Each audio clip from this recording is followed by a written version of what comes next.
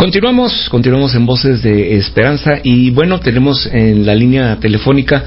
a Felipe Monroy, pues quien hoy nos da un panorama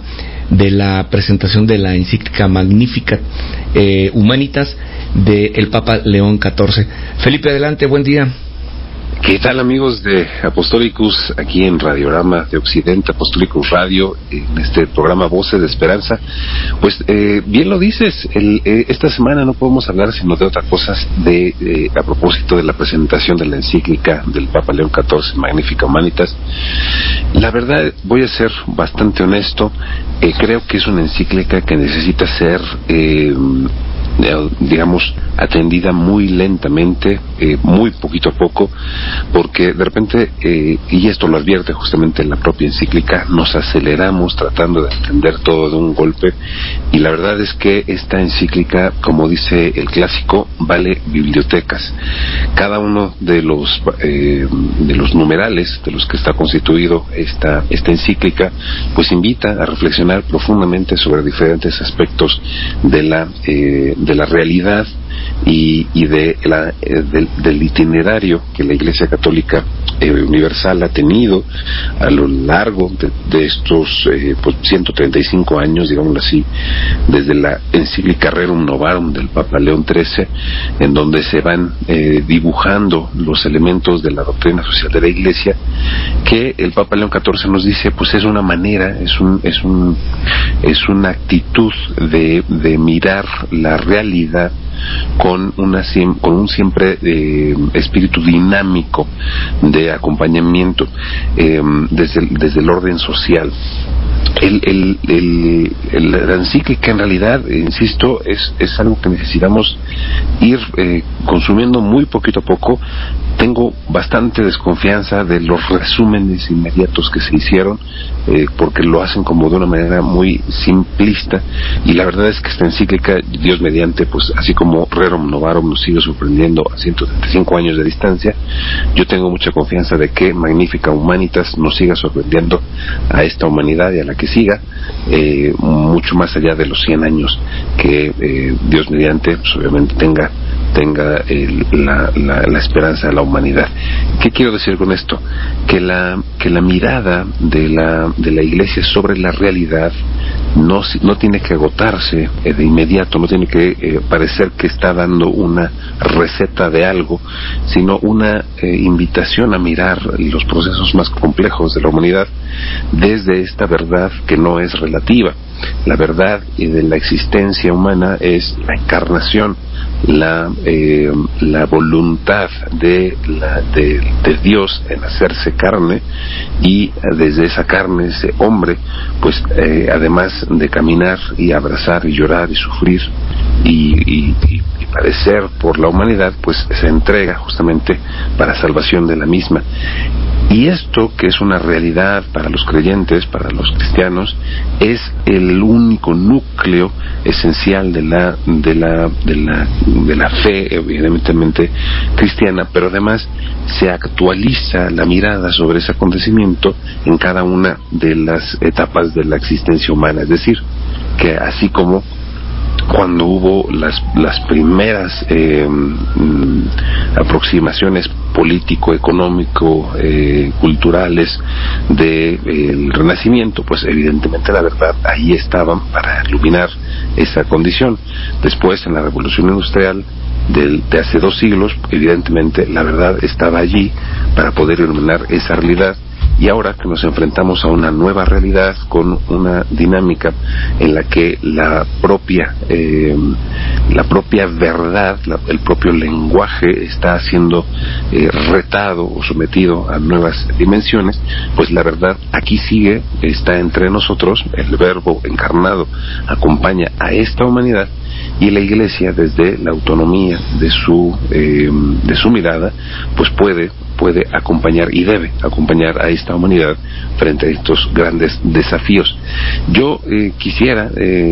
destacar nada más un par de cosas antes de tocar un tema que nos atañe directamente a los mexicanos.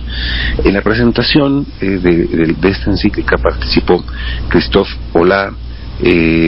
y él es miembro, uno de los miembros fundadores y también CEO de la empresa, de la industria Anthropic,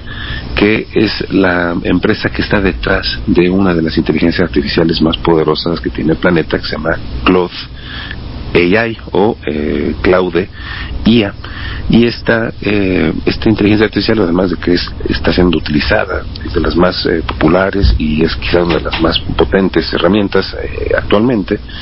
pues es la única inteligencia artificial que ha salvaguardado un par de cosas que la Iglesia Católica pide a estas industrias de inteligencia artificial: que resguarden los datos personales, obviamente, de los usuarios, es decir,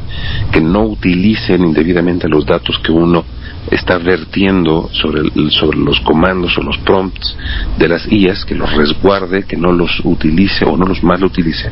y que también estos datos no sean utilizados por terceros, particularmente por grandes compañías de negocios, digamos, de marketing, o por parte de los estados, sus departamentos de guerra, que no sean utilizados para la automatización de armas o la supervigilancia no autorizada por parte de los estados. Esto lo digo porque la presencia de Anthropic allí, junto con el Santo Padre y los cardenales, en la presentación de la encíclica, fue muy elocuente, porque todas las demás industrias, todas las demás empresas de la inteligencia artificial sí están, desgraciadamente, utilizando muchos de estos datos y muchas de estas herramientas para la satisfacción particular de las obsesiones de los estados, particularmente de Estados Unidos, y de los negocios, es decir, y la misma industria de la tecnología. ¿Y cuál es el riesgo? El riesgo, lo dice incluso la encíclica, es que se subvierta la realidad. Es decir, que la realidad en la que estamos, que compartimos los seres humanos, sea transformada con intereses exclusivamente mundanos, digámoslo así, que sea revertida, que el blanco ya no signifique blanco, que el negro ya no signifique negro. Y esto es lo que decía que nos debe atañer particularmente a nosotros los mexicanos, porque desde hace muchos años, y más allá de la inteligencia artificial, la intencionalidad de ciertos grupos políticos para redefinir lo que vida significa.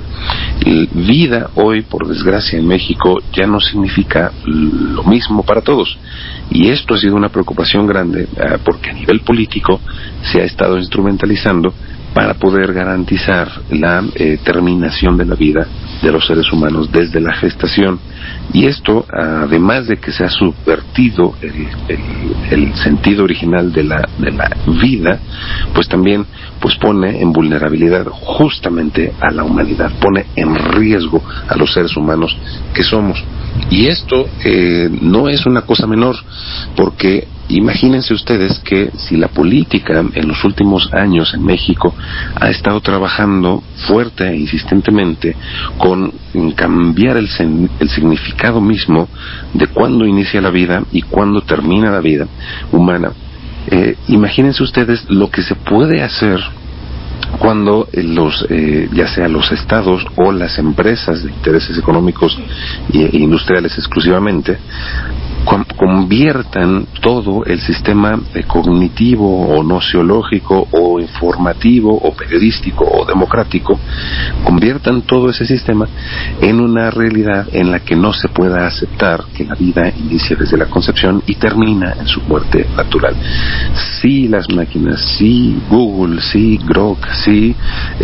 ChatGPT, sí, en fin, todas estas industrias que ahora están redefiniendo los marcos de la existencia, deciden de manera unilateral definir cuándo inicia la vida, pues entonces cada vez menos personas comprenderán la realidad la realidad humana que compartimos. Esa es la preocupación que está del lado de la Iglesia, la preocupación que el Papa nos advierte, y nos dice, no nos preocupemos